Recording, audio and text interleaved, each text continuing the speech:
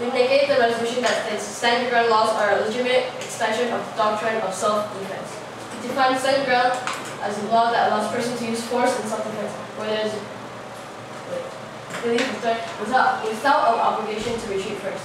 We define legitimate expansion as a legal application of doctrine.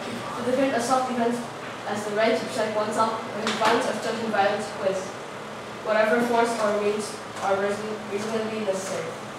My partner and I negate the law because stand your ground law creates more crime. Criminals can use it as an excuse to get away with murder. In the Lopez, Arizona House of Representatives, April 16, 2012. I do have a problem with stand your ground laws. It leaves the possibility that things happened in Florida with Trayvon Martin. You can use that as an excuse to get away with murder, and that will not be a consequence for people who would use that. In fact, stand your ground law is bad. It is going to be just an excuse for criminals and murderers to get away with murder. It's going to increase the crime rate. Therefore, we shouldn't have to stand your ground laws. It means shoot first, ask questions later.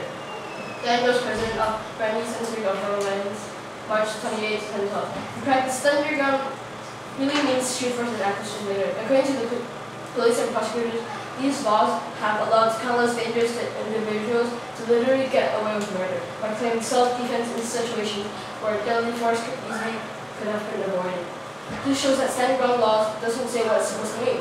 It's just shoot first and ask questions later. It will harm more innocent people. Also, murderers are claiming that they are acting self-defense when they are harming the innocent. Stand your ground laws harms the innocent. That's why G almost killed Clutch, an innocent man who knocked on the wrong door. Mark Fisher and Dan Edgen, The Washington Post, April 8, 2012. When Billy Clutch knocked on the wrong door, the house owner fired a semi-automatic into Clutch's chest. Into the eyes of state of Florida, committed no crime. Clutch is still alive but damaged by his injuries and still in street. This shows that the person Billy had accidentally knocked on the wrong door and was shot for that. What if this person was actually killed and the guy who fired the trigger had no crime at all? This doesn't make sense. The person had no intention to harm anyone. Innocent people can die from this sort of law.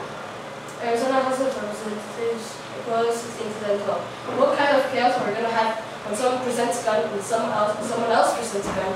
And what are we going to have in a public area that would end up in some sort of firefight and innocent people die? In fact, it shows that if someone pulls out a gun and someone else mistakes that he or she is going to shoot him, he pulls out a gun and someone else is mistaken, and the firefight occurs and lots of innocent people die.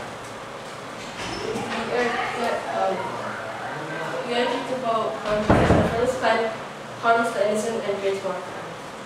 So this is the urge to vote.